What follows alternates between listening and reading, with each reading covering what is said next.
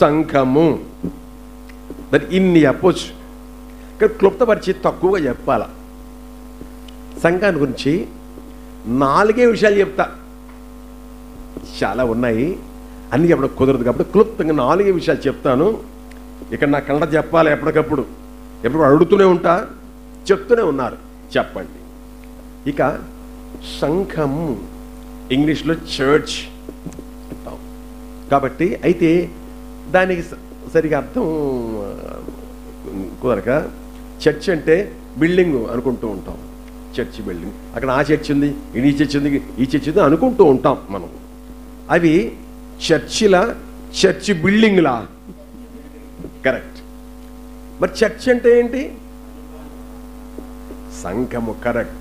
Church అంటే రక్షింపబడిన ఆత్మలకు సముదాయమే సంఘం అని నేను మొన్న చెప్పుకున్నాను కూడా. సంఘము. ఇకపోతే సంఘముని ఒక 4 రకాలుగా చూద్దాం మనం. రక్షింపబడిన వ్యక్తులు అందరూ కలుసుకుంటూ ఉంటారు. కొంతమంది తెలియక అంతా నాకు బాగుంది, అదే రక్షింపబడి ఇంట్లో టీవీ ఉంది కదా, ఈడ కూర్చోవచ్చు కదా, ఆడ పోయి ఏడ ఏనొచ్చుగా అనుకుంటూ ఉంటారు. తెలియక, పూర్తి అవగాహన లేక చేస్తూ ఉంటారు. టీవీలు అందరికీ ఉన్నాయి, నాకు ఒకటి తప్ప. టీవీ వల్ల కొనను కూడా నేను, అక్కర్లా. ప్రతి ఇంట్లో టీవీలు ఉన్నాయి, మంచిదే. అయితే టీవీ దగ్గర కూర్చొని చూడడం, సంఘానికి రావడం ఒకటేనంటారా? కాదు. అక్కడ టీవీ ఉంటుంది, చూస్తూ ఉంటారు, పరిశుద్ధులు ఉండరు అక్కడ. ఇక్కడికి వస్తే మనలాగా మారుమనసు పొంది దేవుళ్ళు నడుస్తుంటే అనేకులు కనబడతా ఉంటారు. వాళ్ళు కలుసుకుంటూ ఉంటాం, వారి విషయాలు మనం వింటుంటాం, మన విషయాలు వారికి చెప్తాం, మరి ప్రార్థన చేయమని అడుక్కుంటూ ఉంటాం. కాబట్టి దేవుడు సంఘం ఏది చర్చిలోనూ ఉంటాడా? దేవుడు ఇంటికాడ ఉంటాడా? ఇంటికాడ ఉంటాడు. మరి చర్చి పోవడం దేనికి? దేవుడు ఉంటాడు, దేవుని బిడ్డలు కూడా ఉంటారు అక్కడ. కాబట్టి చర్చికి రావడం, సంఘానికి రావడం అవసరము అన్నమాట. సహవాసము, సహవాసం ఇది. ఇకపోతే చర్చ్, సంఘాన్ని 4 రకాలు చూద్దాం. క్లియర్గా స్పష్టంగా నిమ్మలంగా చెప్తారు. మొట్టమొదటిది యోహాను సువార్త. యోహాను సువార్త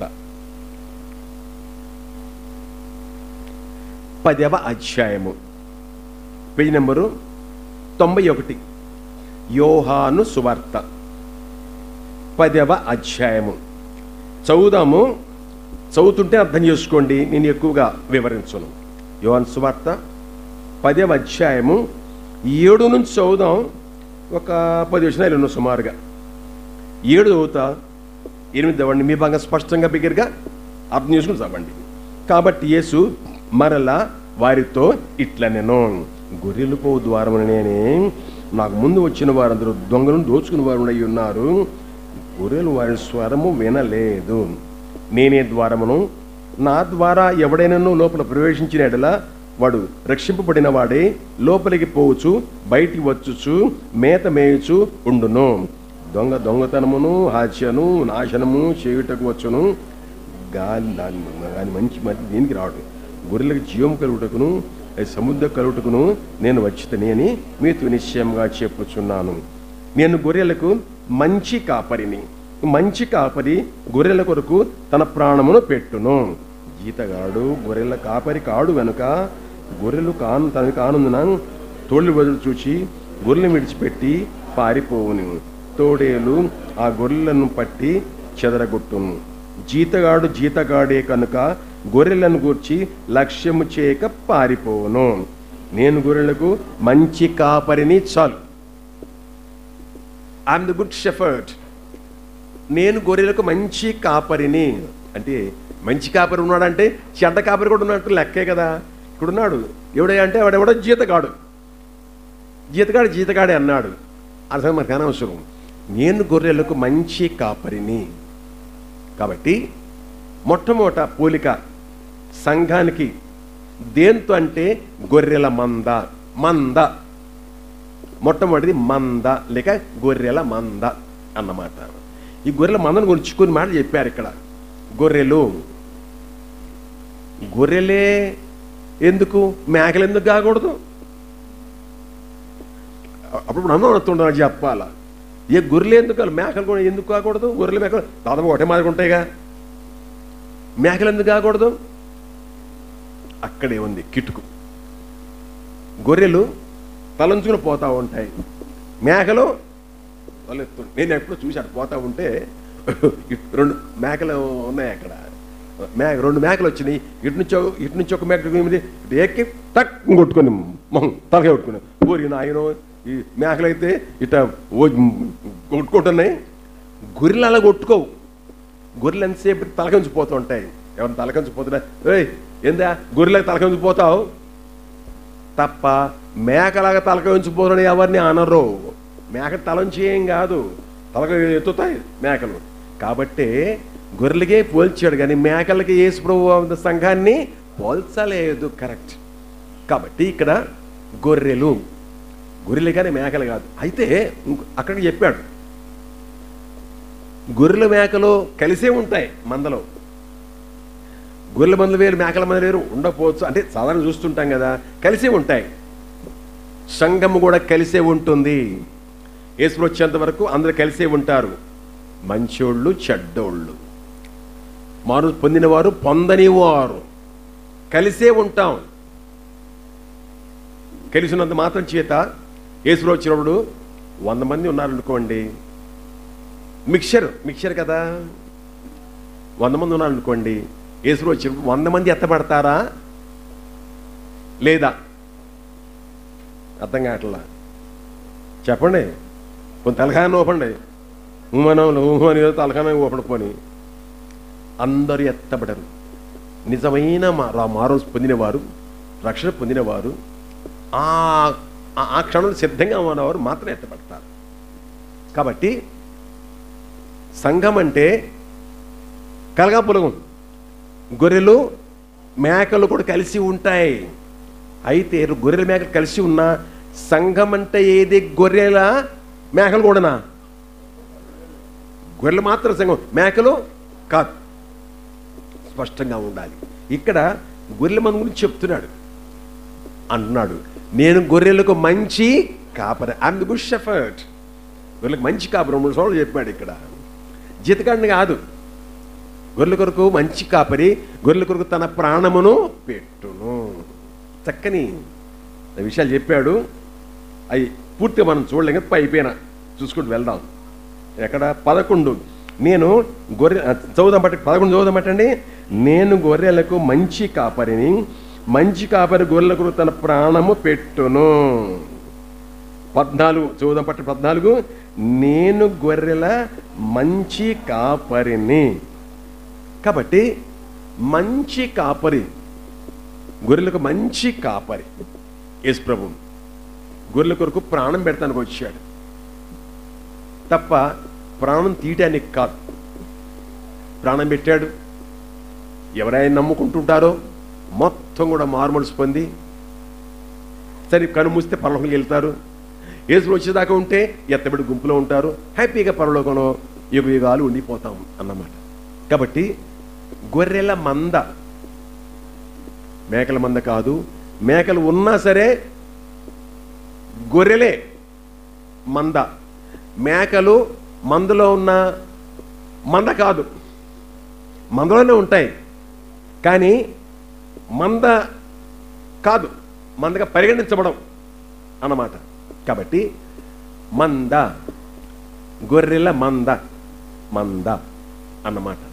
ఇకపోతే మొట్టమొదటిది అయిపోయింది. ఇంకొక మాట చెప్పాలాగండి. మొన్నగా అది చెప్పాను. అవును, మొన్న చెప్పా. యేసు ప్రభు గొర్రెల గురించి ఒక ఆయనకి ఒక మాట చెప్పాడు. Excellent, correct.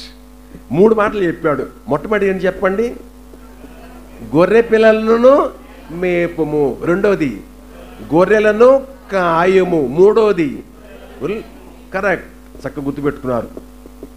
మొత్తానికి బెదిరి చెప్తూ ఉంటే మాత్రం బాగానే గుర్తుపెట్టుకుంటున్నారు, అరుస్తాడేమో అని. కాబట్టి 3 చక్కగా చెప్పారు. పేతురు చెప్పాడు. పేతురుకి ఏం చెప్పాడు? చాలామంది ఉన్నారుగా. ఎంతమంది ఉన్నా పేతురే ఆ భావన దర్శనం కలిగిన వాడు. కాబట్టి సంఘాన్ని పేతురుకి అప్పగించి వెళ్ళాడనమాట. గొర్రెలను అప్పగిస్తున్నాను అంటే సంఘాన్ని పేతురు నీకు అప్పగించి వెళ్తా, జాగ్రత్త చూసుకో అని. అంచేతనే 3 సార్లు చెప్పాడు. ఇంకోటి కూడా చెప్పాలా. 3 సార్లు అడిగాడు. సీమోను పేతురు నన్ను ప్రేమించున్నావా అని అడిగాడు. ఎన్నిసార్లు? 3 సార్లు ఎందుకు అడిగాడు? 2 సార్లు అడగచ్చు, 4 సార్లు అడగొచ్చుగా. ఎందుకు అడిగాడు? అంతకుముందు యేసు అంటే ఎవరో నాకు తెలియదని సీమోను పేతురు బొంకాడు. ఎన్నిసార్లు? 3 సార్లు బొంకాడు. ఆయన ఎవరో నాకు తెలియదు, యేసు ఎవరో నాకు తెలియదు, 3 సార్లు బొంకాడు. ఆ పాపాన్ని పరిహారం చేయడానికి గాను ఇప్పుడు ఎన్నిసార్లు అడుగుతున్నాడు పేతురుని? 3 సార్లు అడుగుతున్నాడు. సీమోను నన్ను ప్రేమిస్తున్నావా అని అడిగాడు. సరే, మొన్న అయిపోయింది, ఊరికి జ్ఞాపకం చేసుకుంటున్నాం అంతే. కాబట్టి మొట్టమొదటిది సింపుల్గా చూస్తున్నాం. మొట్టమొదటిది సంఘం పోల్చబడినటువంటిది అనేక విషయాల్లో. మొట్టమొదటిది ఏంటంటే ఏంటిది? మంద, గొర్రెల మంద అన్నమాట. చాలు. రెండోది వెళ్ళిపోదాం, పట్టండి.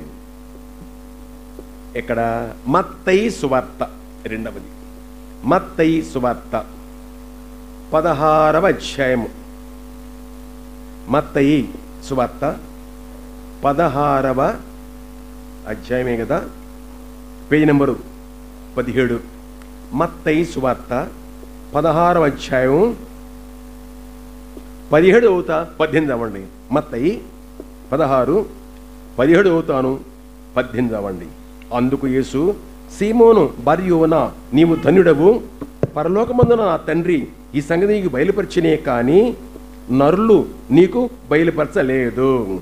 మరియు నీవు పేతురువు, ఈ బండ మీద నా సంగమును కట్టుదును, పాతాళంలో ఒక ద్వారమును దానికి నిలువ నేర్వని నేను నీతో చెప్పుచున్నాను. చక్కని మాటలు ఉన్నాయి. 17లో ఏమన్నాడు? 17, అందుకు యేసు, సీమోన్ బర్యోనా, నీవు ధన్యుడవు, పరలోకమందున నా తండ్రిని ఈ సంగతి నీకు బయలుపరిచినే కానీ నల్లు నీకు బయలుపరచలేదు. ఏంటది అంటే చెప్పేస్తా నేను. యేసు ఒకసారి అడిగాడు, నన్ను గురించి జనం ఏమనుకుంటున్నారు? నేను ఎవరినో అది అయ్యున్నాను. జనం ఏమనుకుంటున్నారు అంటే శిష్యులు ఆయన అట్ట అనుకుంటున్నారు, వీళ్ళు ఇట్ట అనుకుంటున్నారు, వీళ్ళు ఇట్ట అనుకుంటున్నారు, ఏదో ఓ ప్రవక్త అని, ఏలియా అని, ఇంకొకరని అనుకుంటున్నారు సార్ అని అన్నారు. పేతురైతే పైన చదవండి,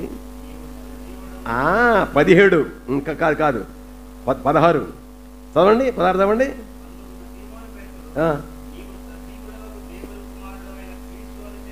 ఎక్సలెంటా. 10 మంది 10 మాటలు చెప్పారు. పేతురైతే నీవు సజీవుడవైన దేవుని కుమారుడవైన క్రీస్తు సార్. బా, ఏం చెప్పావా? 11 మంది చెప్పలేకపోయారు, నువ్వు చెప్పావు. గొప్పని కాదు కానీ ఈ విషయాన్ని పరలోకమున అతన్ని బయలుపరిచాడు కాబట్టి నువ్వు చెప్పావా పేతురు. కాబట్టి ఏదైనా పరలోకం నుంచి ప్రభు దేవుడు బయలుపరిస్తే తప్ప మనకు తెలియదు. కాబట్టి 12 మందిలో ఒకటికే బయలుపరచబడింది. ఇందుకని సంఘాన్ని గొర్రెల్ని ఈయనకు అప్పగిస్తున్నాడు. చెప్పుకున్నాం ఇందాక. కాబట్టి సీమోను బర్యోనా, నీవు ధన్యుడువు, పరలోకమున నా తండ్రిని బయలుపరిచేనే తప్ప మానవులు కాదు అని ఒక మాట అన్నాడు. 18, మరియు నీవు పేతురువు, ఈ బండ మీద నా సంఘమును కట్టుదును అన్నాడు. ఈ బండ మీద నా సంఘమును కట్టుదును. ఏ బండ మీద? ఎవరిక్కడ? ఏ బండ? క్రీస్తు అనే బండ, పేతురు అనే బండ. ఎవరి మీద సంఘం కట్టబడింది? పేతురు మీద, క్రీస్తు మీద. క్రీస్తు అనే బండ. అసలు పేతురు బండ ఇక్కడ పట్టండి, ఆగండి. ఇక్కడ 18, నీవు పేతురువు అన్నాడు. పేతురు అన్న దగ్గర 3 అంకె వేసి ఉంది. అడుగున ఫుట్ నోట్లో ఏమి రాసింది? రాయి అని ఉందా, బండ అని ఉందా? బండ కాదుగా. కాబట్టి క్లారిటీ రావాలా. బండ ఎవరు? క్రీస్తు. పేతురు రాయి. రాయికి బండ తేడలేదా? రాయి ఏదో చిన్న చిన్న రాళ్ళు, బండలు పెద్ద పెద్ద బండలు, మనకంటే పెద్ద పెద్ద బండలు కూడా ఉంటుంటాయి. బండ వేరు, రాయి వేరు. కాబట్టి క్లియర్గా తెలుసుకోవాలా, పేతురు మీదుగా సంఘాన్ని కట్టేది యేసుప్రభు తన మీదే బండ మీద సంఘాన్ని కడతాడు. స్పష్టంగా ఉండాలి. కాబట్టి పేతురు చిన్న రాయి, ఇంకొకళ్ళు చిన్న రాయి, మిగతా శిష్యులు ఒక చిన్న చిన్న రాళ్ళు. మళ్ళా తర్వాత చూద్దాం, మనందరూ కూడా రాళ్ళవే. తర్వాత ఇక చూద్దాం, మనందరూ కూడా ఒక్కొక్క రాయివి.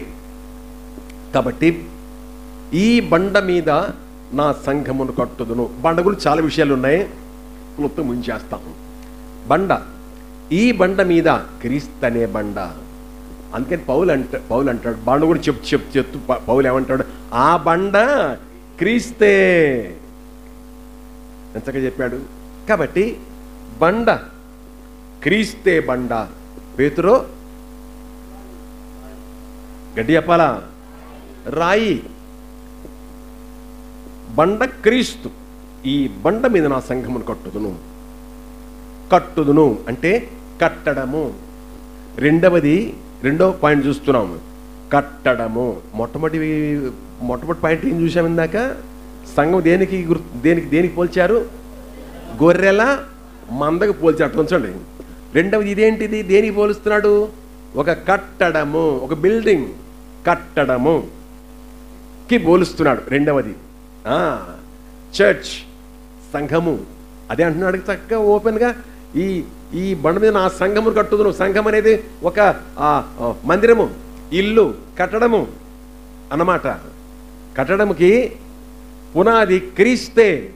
చక్కని పాటలు ఉన్నాయి, ఇంగ్లీష్ పాటలు, తెలుగు పాటలు, చాలా పాటలు ఉన్నాయి. ఈ సంఘపు పునాది క్రీస్తే. కాబట్టి క్రీస్తే పునాది, మనందరం చిన్న చిన్న రాళ్ళవి అన్నమాట. రెండవది పోలుస్తున్నది కట్టడము, దేవుని ఇల్లు కట్టడము. రండి చూద్దాం. ఆయన బండ, మనం ఎవరమి? ఎఫెసీ పత్రిక 2వ అధ్యాయము. ఎఫెసీ 2 పేజీ నెంబరు 174. ఇలా కాకుండా పేజీ నెంబర్ చెప్పడం కాకుండా మీరు ఏం చేయాలంటే, ఈరోజు నుంచి ఇంటికి పోయిన తర్వాత కంటలు పెట్టుకోవాలా. పాత నిబంధన గ్రంథాలు, కొత్త నిబంధన గ్రంథాలు కంటో పాటంగా మమ్మల్ని కంటలు పెట్టించారు. ఇమానుయేల్ మీరు కంటలు పెట్టారా? మేము కంటలు పెట్టాం, అక్కడ కంటలు పెట్టించారు మమ్మల్ని. ఎందుకంటే ఈయన నేను ఒకే స్కూల్, ఒకే కాలేజీ, అంటే సంవత్సరాలు వేరు అనుకోండి. అక్కడ మా కంటత పెట్టించారు చిన్నప్పుడు. ఇప్పటికీ గుర్తే, ఇప్పుడు చెప్పేసి చేయగలం. మీరు కూడా నేర్చుకోండి, కొంచెం టైం పట్టినా నేర్చుకుంటే అప్పుడు ఏ గ్రంథం తర్వాత ఏ గ్రంథం, ఏ పుస్తకం తెలుస్తుంది. తెలిపోయినా నేనైతే ఎక్కడ పోయినా సరే పేజీ నెంబర్ చెప్తూనే ఉంటా. తెలిసిన వాళ్ళు ఉంటారు, తెలియని వాళ్ళు ఉంటారు కదా, అందరినీ కలుపుకోవాలి కదా. కాబట్టి పేజీ నెంబర్ చెప్తూ ఉంటా, చెప్పకపోయినా సరే తీయగలిగి ఉండాలి. కాబట్టి ఇక్కడ ఎఫెసీ పత్రిక చూద్దాం, పట్టండి. 2వ అధ్యాయము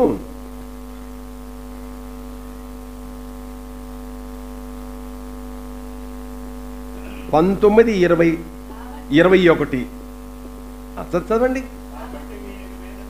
ఇద్దరు చదవండి. ఉండక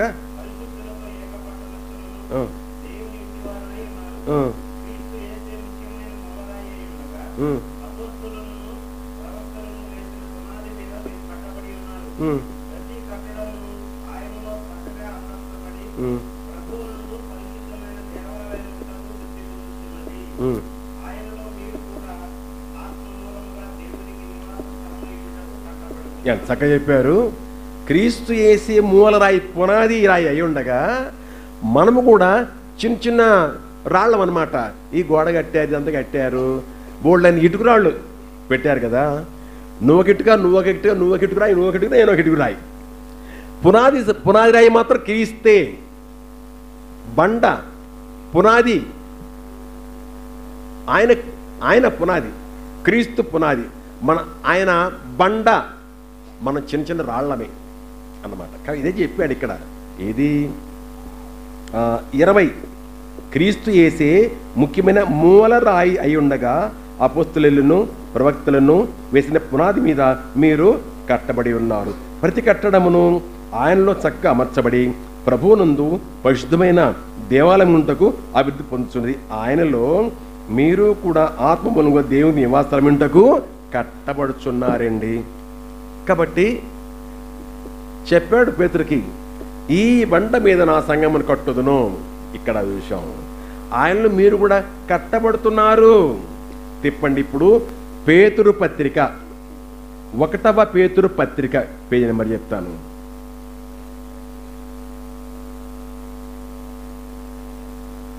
పేజీ నెంబరు 215. Page number 215. ఇక్కడ 1వ పేతురు పత్రిక చదువుదాము. మార్చి బాగుంటుంది. 4, 5, 6, 7 చదువుదాం చాలు. ఎంత? 2వ అధ్యాయం చెప్పలేదా? 2వ అధ్యాయం. అవును, 1వ పేతురు పత్రిక 2వ అధ్యాయము 4 చదువుతా, 5 చదవండి. 4 మనుషుల చేత విసర్జింపబడినను దేవుని దృష్టికి ఏర్పరచబడినదియు అమూల్యమును సజీవమునైన రాయియగు ప్రభువునొద్దకు వచ్చిన వారై యేసుక్రీస్తు ద్వారా దేవుని అనుకూలములకు సంబంధమైన బడులు నడిపించుటకు యాజకులు ఉంటకు మీరు జీవసీమ రాళ్ళబడి నుండి ఆత్మమైన మందిరముగా కట్టబడుచున్నారు. 6 ఏలయనగా ఇదిగో నేను ముఖ్యమును ఏర్పరచబడినదియు అమూల్యము నగు మూలరాతిని చీరులో స్థాపించుచున్నాను. ఆయన విశ్వాసముంచువాడు ఏమాత్రము సిగ్గుపడు అను మాట లేఖనమందు వ్రాయబడి ఉన్నది. విశ్వసించున్న మీకు ఆయన అమూల్యమైన వాడు. విశ్వసింపని వారికి అయితే ఇల్లు కట్టువారు ఏ అన్వేషించారో అదే మూలం తలరాయి ఆయను, మరియు అడ్డురాయు అడ్డు బండయు ఆయను. 5వ వచనం, యేసుక్రీస్తు ద్వారా దేవునికి అనుకూలములకు ఆత్మ సంబంధమైన బోధన నడిపించుటకు యాజకులుగా ఉంటకు మీరును సజీవమైన రాళ్ల వలె ఉండి ఆత్మమైన మందిరం కట్టబడుచున్న. సజీవమైన రాళ్ళు అంటే అర్థం ఏంటి? బతికున్న రాళ్ళు. బతికుండే రాళ్ళు, చచ్చిన రాళ్ళు కూడా ఉంటుంటాయా? రాళ్ళంటే ఇవి మామూలుగా రాళ్ళు. మనము రాళ్లే, బతికి ఉన్నాం కాబట్టి సజీవమైన రాళ్లమే, బ్రతికి ఉన్న రాళ్లమే. ఈ మామూలుగా రాళ్లతో ఇల్లులు వాకిలిగా కడతా ఉంటారు. మనతో సజీవమైన రాళ్లమైన మనం ఒక్కొక్కరితో ఒక్కొక్క ఇటుకు రాయిలాగా దేవుడు తన సంఘాన్ని కడుతున్నాడు. సంఘాన్ని కట్టడంలో నీ పాత్ర ఉంది. నువ్వు కూడా ఉండాలి, ఒక రాయిగా ఉండి తీరాలి. సజీవమైన బతికి ఉన్నా రాయిగా ఉండాలి. నిన్ను కూడా దేవుడు కడుతుంటే నిన్ను కూడా ఒక రాయిగా కట్టుకుంటూ ఉంటాడు. మనందరము రాళ్లమే, సజీవమైన రాళ్లమే, బ్రతికి ఉన్న రాళ్లమే. కాబట్టి పునాది రాయి ఏమో యేసుక్రీస్తే. మనందరం ఒక్కొక్క చిన్న రాళ్లము, సజీవమైన రాళ్లమే. గుర్తుపెట్టుకోండి. కాబట్టి సంఘం కట్టబడ్డంలో నీ పాత్ర నా పాత్ర అవసరము.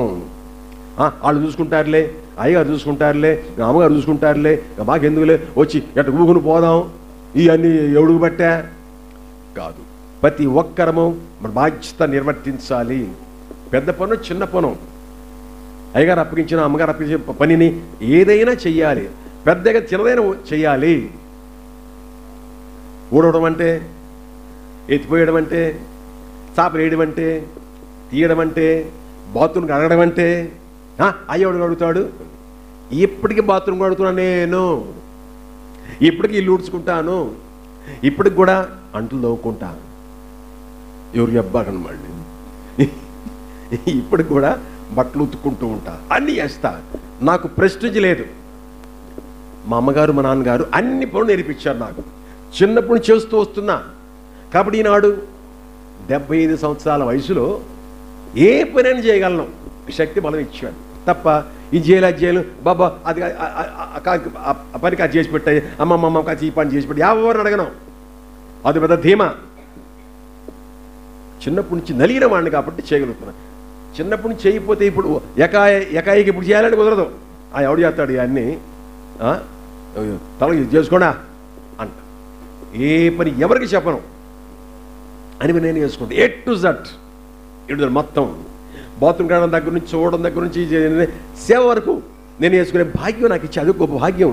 ఏందో నాకు నా కర్మ ఎట్ట కాలింది. వాళ్ళకి అందరూ ఉన్నారు, వీళ్ళకి అందరు ఉన్నారు, నా కర్మ ఏందో దేవుడు ఆనుకోను. ఇది ఒక గొప్ప భాగ్యము. ఇది ఒక ప్రివిలేజ్, ఆధిక్యతగా ప్రభు నాకు అనుగ్రహించాడు. దేవుని పని చేయాలి, మనుషులు పని చేసి పెట్టాలి, నా పని నేను చేసుకోవాలి తప్ప ఎవరిని హెల్ప్ అడగను. అదొక ధీమా అనుకుంటా. చిన్నప్పుడు అలవాటు లేదు.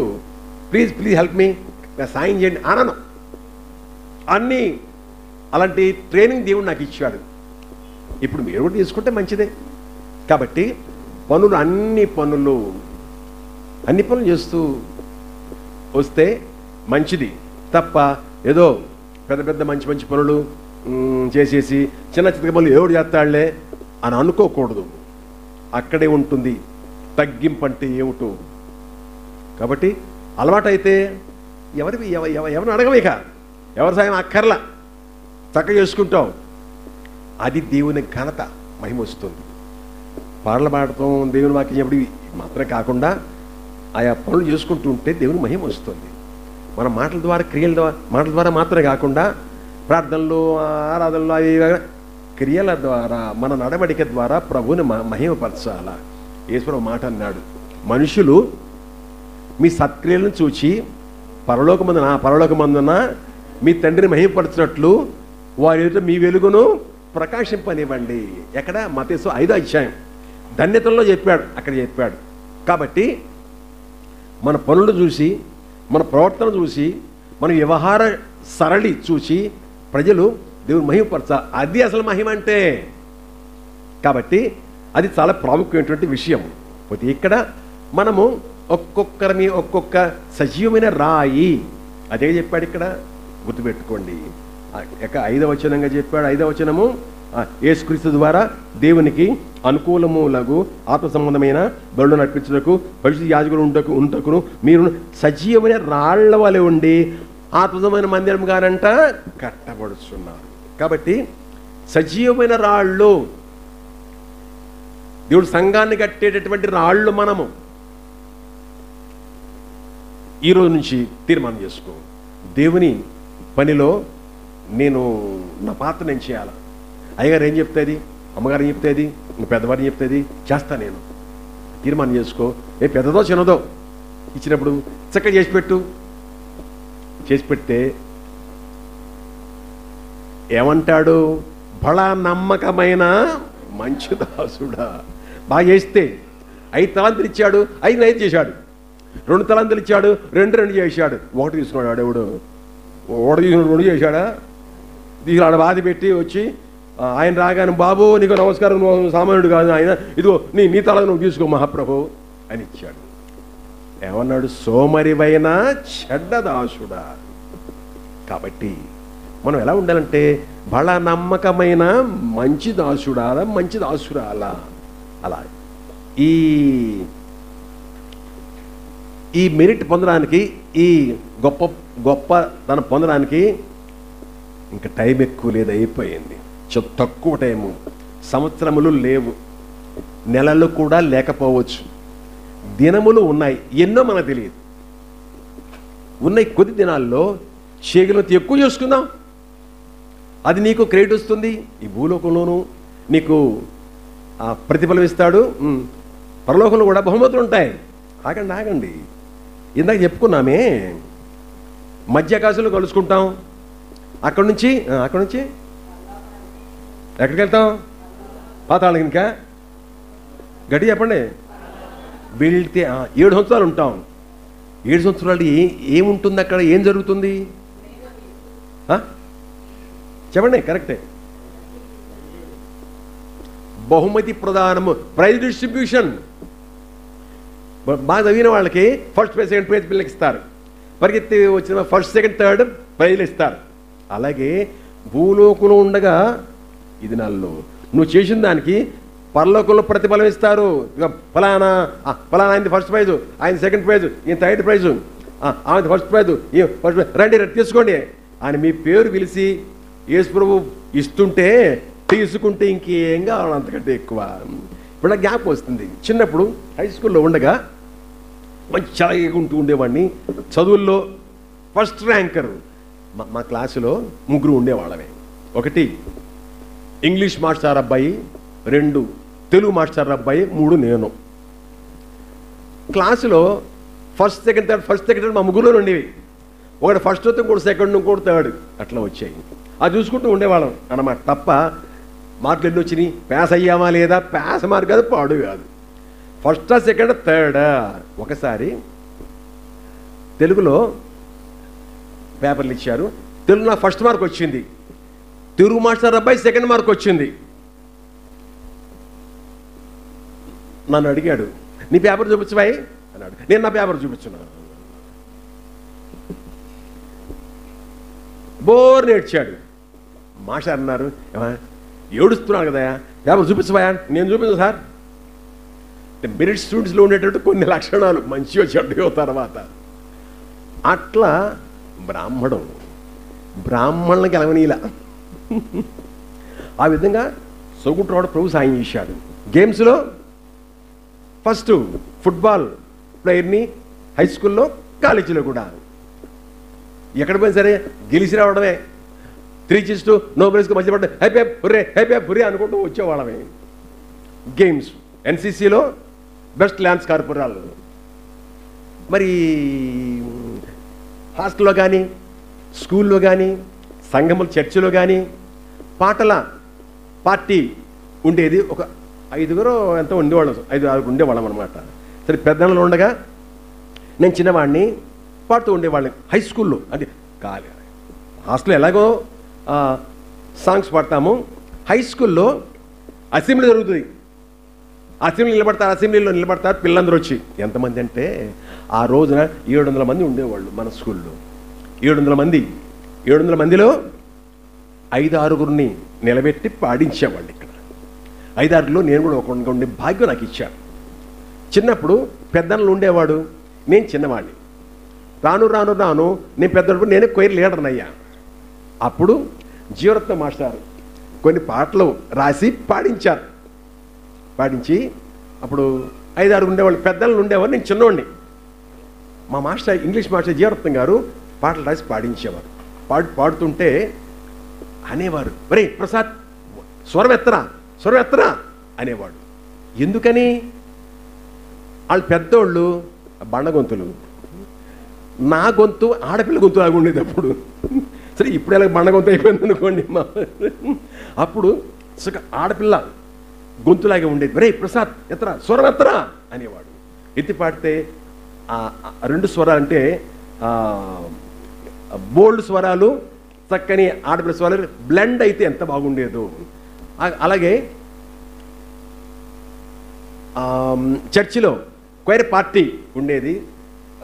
ఏది సేవకులు కూర్చునేవారు, పాస్టర్ గారు కూర్చునేవారు. క్వైర్ పార్టీ మేము ఉండేవాళ్ళం, ఒక 10 మంది ఏమో అందులో ఉండేవాళ్ళని. అలా జరుగుతున్న మా దినాల్లో అప్పటికి అన్నీ ఉన్నాయి, ఇప్పటికే ఏమి లేవు, ఇప్పుడే ఏమి లేవు. సరే ఏదైనా సరే ప్రభు అనుగ్రహిస్తాడు. ఆ దినాల్లో అలా ఉంటూ ఉండేది. అంచేతనే మెరిట్లో రావడానికి మనం చూడాలి, మన పిల్లల్ని, మన మనవరాళ్ళని అలా పెంచుకోవాలి అన్నమాట. కాబట్టి మనము సంఘ నిర్మాణంలో మన పాత్ర మనము పోషించాలి అన్నమాట. కాబట్టి మనము కూడా ఎవరు ఇప్పుడు చెప్పండి, అందరూ చెప్పాలా? అందరూ చెప్పాలి నోరు తెరిచి. కొంత నోరు తెరవట్లేదు, నేను చెప్తా ఫలానా నోరు తెరవట్లేదని. దేవుని నోరు ఉపయోగించి దేనికి మారుతా? ముచ్చలు పెడతా. అబ్బో ఏ ముచ్చలు పెడతా, ఎన్నెన్నో ముచ్చలు పెడతా. వదినా వంట అయిందా వదినా? లేదు వదినా అంటే. పినిగారు వంట అయింది పినిగారు అని ఎన్నో చెప్తా ఉంటాయి. ఏడ మాట్లాడవే. కాబట్టి అక్కడ మాట్లాడుకోండి, దేవునికి నీ నోరు ఉపయోగించు. లేకపోతే నీ నోరు దేవుడు ఆశీర్వదించబడదు. కాబట్టి సజీవమైన రాయి, మనందరం సజీవమైన రాళ్ళగా ఉండి తీరవలసిందే, దేవుని కొరకై సాక్షులుగా ఉండి తీరవలసిందే. మనతో ప్రభువు తన సంఘాన్ని కడతానని అన్నాడు. ఎవరు ముఖ్యమైన మూలరాయి, పునాది రాయి ఎవరు? క్రీస్తే పునాది. ఈ బండ మీద నా సంఘమును కట్టుదును. మీరు సజీవమైన రాళ్ల వలె ఉన్నారు, వాటితో సంఘాన్ని కడతాను తప్ప ఈ ఇసుక సిమెంటు ఈ రాళ్ళు ఇవి కాదు. మనమే మర్మాలు ఎన్నో ఉన్నాయి, ప్రభు బయలుపరుస్తున్నాడు. జాగ్రత్తగా దాచిపెట్టుకోండి. వినకపోతే, తీసి పారేస్తే శిక్ష ఏంటో తెలుసా? ఎప్పటికీ ఇలాంటి వర్తమానాలు మీరు వినరు. దేవుడు వినిపించడం, ఎందుకంటే వినేవాళ్ళకి వినిపిస్తాడు కానీ వద్దోళ్ళు ఎందుకు. కాబట్టి దేవుడు మనకి ఇచ్చినప్పుడు, సమయం ఇచ్చినప్పుడు, అవకాశం ఇచ్చినప్పుడు, ఆ భాగ్యం ఇచ్చినప్పుడు చక్కగా వినండి. ఆ రోజుల్లో మన్నా పడేదంట. మన్నా ఎట్లుంటుందో మనకు తెలియదు, ఇది వింటాం తప్ప. మన్నా పడేదంట. పొద్దున సంచులు వేసుకెళ్ళి, గోని సంచులు గీని సంచులు వేసుకెళ్ళి నిన్న నింపుకుని లోన పెట్టుకునేవాళ్ళు అంట. కొంతమంది అంట మన్నా పడకుండా 2 రోజులు సంచులు వేసుకెళ్ళారంట. దొరుకుద్ది వాళ్ళకి. మన్నా పడే రోజే సంచులు వేసుకొచ్చుకోవాలా. మన్నా కురవకపోతే సంచులు వేసుకెళ్ళి ఆడబెడతా. ఎందుకు సంచులు ఏం చేస్తాం? ఉట్టి వెనకొచ్చుకుంటాం. కాబట్టి మన్నా పడుతున్నప్పుడే వాటిని సేకరించి సంచులు దాచుకోవాలి. ఈనాడు ప్రభు మాట్లాడుతున్నప్పుడు తేలిక తీసుకోకుండా వాళ్ళు ఏదో చెప్తూ ఉంటారు. వీళ్ళకే పాస్టర్లకే పని పాట ఉండదు, ఏదో చెప్తూ ఉంటారు అని చెప్తారులే. తేలిక తీసుకుంటే you will never here such things again. మళ్ళా వినవు. కాబట్టి దొరికినప్పుడు మన్నా సేకరించి దాచిపెట్టుకో. దేవునాకే పడుతున్నప్పుడే దాచిపెట్టుకో, మనసులో హృదయం దాచిపెట్టుకో. కాబట్టి సంఘం కట్టబడుతుంది. నువ్వు నేను ఒక్కొక్క సజీవన రాయి. రెండో పాయింట్ ఏంటిది? ఒక మాట చెప్పండి, ముగించేద్దాం వెళ్దాం. సజీవమైన కట్టడము, కరెక్ట్. కట్టడము కరెక్ట్. కట్టడంకు మనం కూడా సజీవమైన రాయి. మొట్టమొదటిది ఏంటో చెప్పాను, మర్చిపోతాం. గొర్రెల మంద. రెండవది కట్టడము. మూడవ చూద్దాం, పట్టండి. ఎక్కడ? రోమా పత్రిక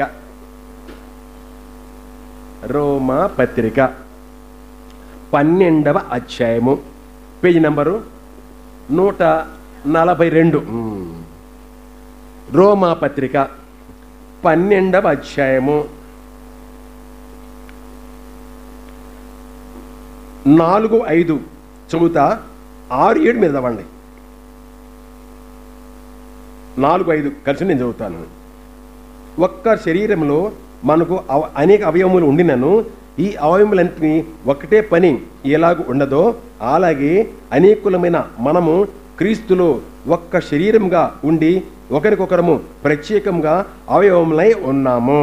మనకు అనుగ్రహింపబడిన కృప చొప్పున వివేరు కృపాలు కలిగిన వారమై ఉన్నాము. కనుక ప్రవచనవరమైతే విశ్వాస ప్రవచింతము, పరిచర్య అయితే పరిచర్యలోను. 8-9 చదవండి.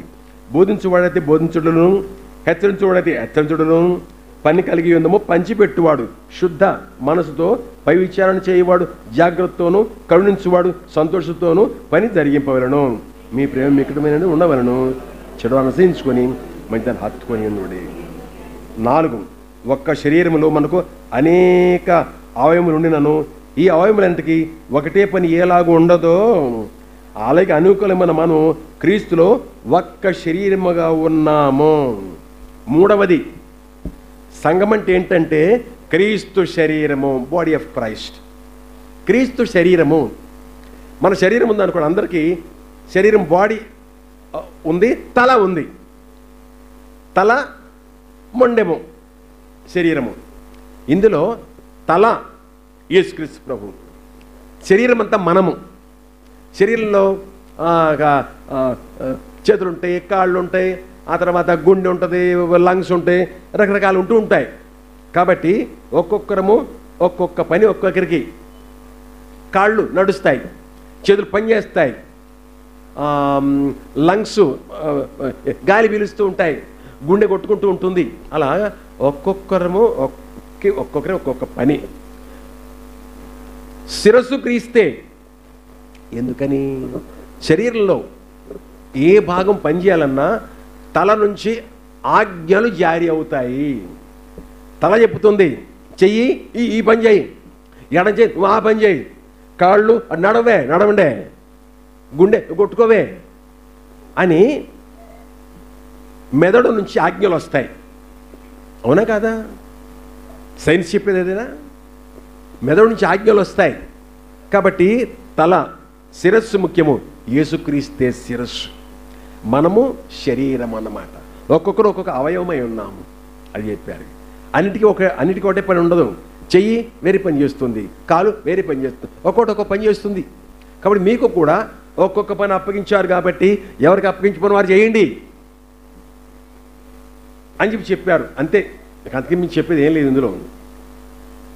ఎవరి పని వాళ్ళు చెయ్యండి అని చెప్పేసేసి చెప్పారు. అంటే పాటలు పాడేవాళ్ళు పాటలు పాడతారు, వీళ్ళు చదువుతారు, వర్తమానం చెప్తారు, నడిపిస్తారు.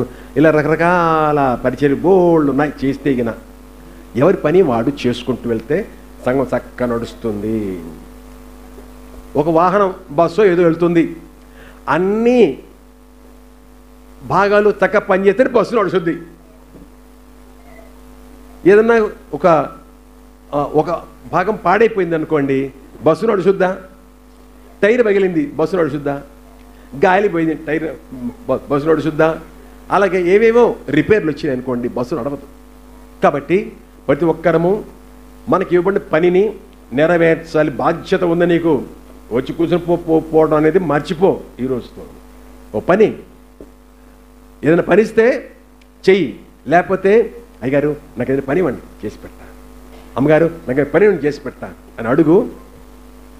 వీళ్ళు కాదు, మీకు ఫలితం ఇచ్చే దేవుడు ఇస్తాడు. దేవుని పని చేస్తున్నావు, దేవుడు ఇస్తాడు. దేవుని ఇల్లు ఉడుస్తున్నావు, సాపలు వేస్తున్నావు, తీస్తున్నావు, లేకపోతే క్లీన్ చేస్తున్నావు, వీళ్ళేవి ఇవ్వకపోవచ్చు. దేవుడు ఇస్తాడు నీకు ప్రతిఫలం. భూలోకంలో ఇస్తే పరలోకంలో కూడా ఇస్తాడు. కాబట్టి ఇది విషయం అన్నమాట. సంఘమునికి శిరస్సు క్రీస్తు, శరీరము మనము. ఈ విషయమై ఇంకొన్ని మాటలు చూద్దాం. ఎఫెసీ పత్రిక, మళ్ళా ఎఫెసీ పత్రిక 4వ అధ్యాయమే, మళ్ళీ పేజీ నెంబరు 175. ఎఫెసీ పత్రిక 4వ అధ్యాయము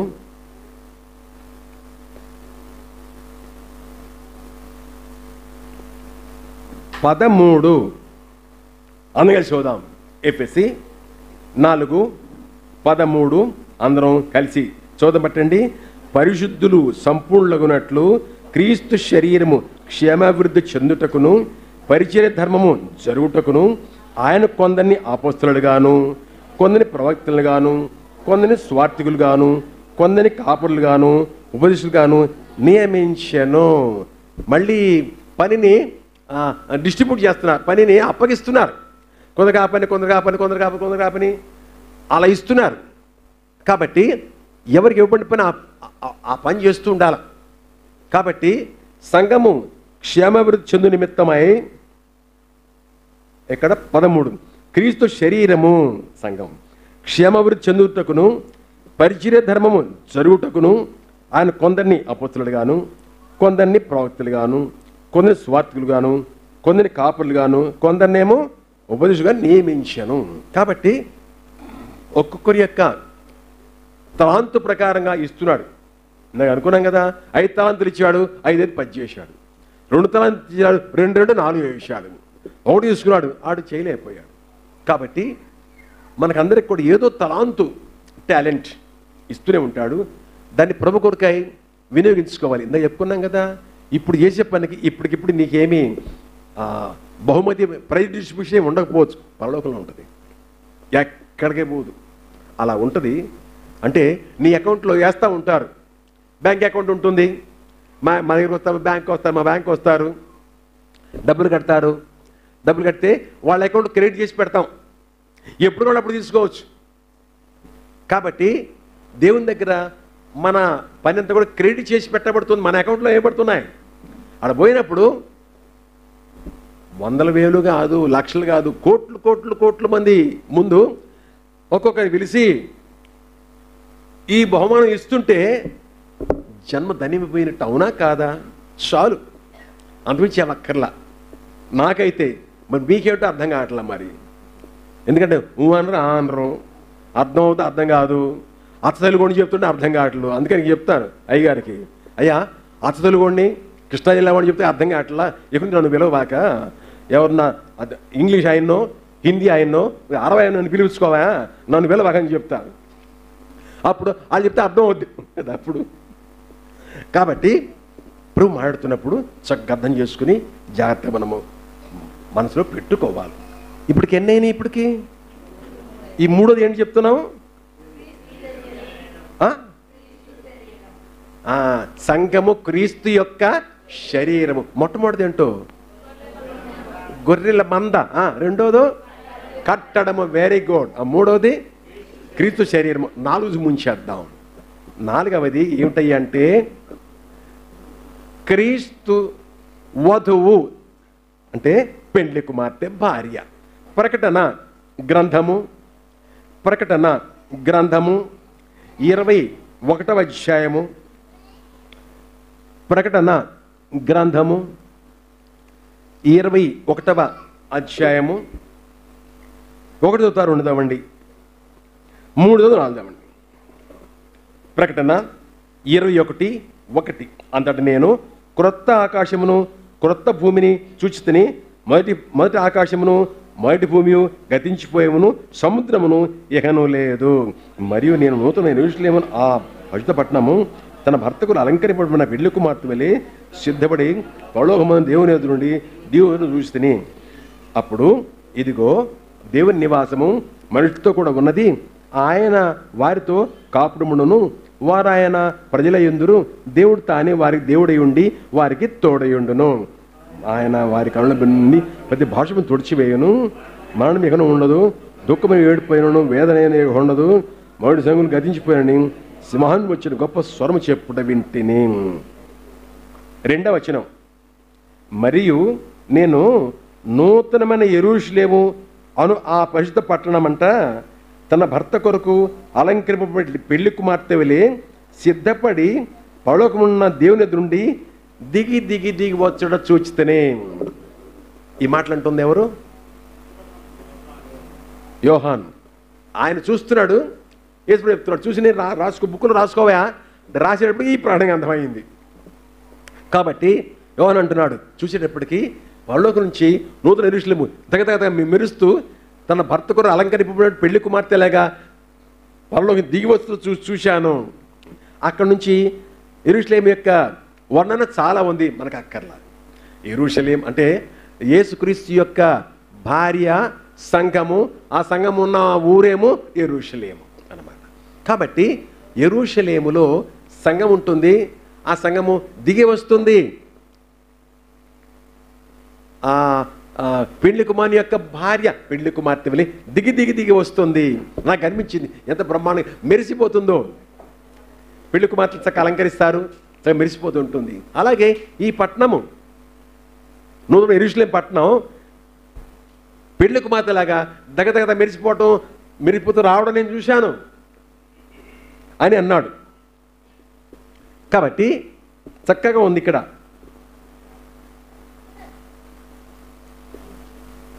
2 చదివేసి చివరికి వెళ్దాం. 2. మరియు నేను నూతన యెరూషలేమును ఆ పరిశుద్ధ పట్టణము తన భర్తకు అలంకరింపబడిన పెళ్లి కుమార్తె వలె సిద్ధపడి పరలోకమున్న దేవుని దిగి వచ్చుట చూచితేనే. ఇంకొక మాట చూద్దాం. కుడిపక్క ఎక్కడంటే 21:9 చదువుతా, 10 చదవండి మీరు. అంతటా ఆ కడపటి 7 తెగుళ్లతో నిండిన 7 పాత్రలను పట్టుకొని ఉన్న 7 దూతలలో ఒకడు వచ్చి, ఇటు రమ్ము, పెళ్లి కుమార్తెను అనగా గొర్రెపిల్ల యొక్క భార్యను నీవు చూపదనని నాతో చెప్పి ఆత్మజుడైన నన్ను ఎత్తైన ఒక పర్వతం మీదకి